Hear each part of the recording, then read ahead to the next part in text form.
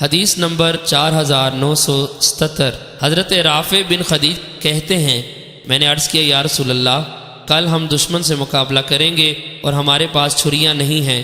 نبی اکرم صلی اللہ علیہ وسلم نے فرمایا جس چیز سے بھی خون نکلے جلدی کرنا، جس چیز سے بھی اللہ تعالیٰ کا نام لیا جائے اسے کھا لو، البتہ دانتوں اور ناخنوں سے ذبح کیا ہوا نہ کھانا، اور میں عنقریب تم سے بیان کروں گا۔ جہاں تک دانت کا تعلق ہے تو وہ ہڈی ہے، ناخن حبشیوں کی چھریاں ہیں۔ حضرت رافع فرماتے ہیں ہمیں غنیمت میں اونٹ اور بکریاں ملی تو ان میں سے ایک اونٹ بھاگ گیا تو ایک شخص نے تیر مار کر اسے ٹھہرا لیا۔ رسول اکرم صلی اللہ علیہ وسلم نے فرمایا ان اونٹوں میں سے بعض وحشی ہوتے ہیں، جب ان میں سے کوئی تم پر غالب آ جائے تو اس کے ساتھ اسی طرح کرو۔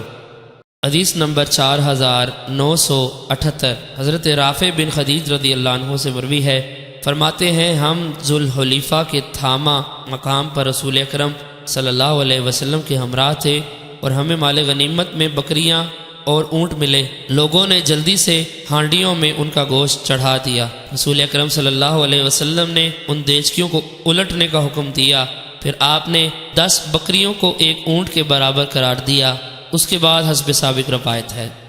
حدیث نمبر 4979۔ حضرت رافع بن خدیج رضی اللہ عنہ سے مروی ہے، فرماتے ہیں ہم نے عرض کیا یا رسول اللہ کل ہم دشمن سے مقابلہ کرنے والے ہیں اور ہمارے پاس چھریاں نہیں ہیں، تو بانس کے چھلکے سے ذبح کر سکتے ہیں؟ اس روایت میں یہ بھی ہے کہ ان اونٹوں میں سے ایک اونٹ بھاگ گیا، بس ہم نے اسے تیر مار کر گرا دیا۔ حدیث نمبر 4980۔ ایک حدیث میں ہے کہ انہوں نے عرض کیا ہمارے پاس چھریاں نہیں تو کیا ہم بانس کے ساتھ ذبح کر لیں؟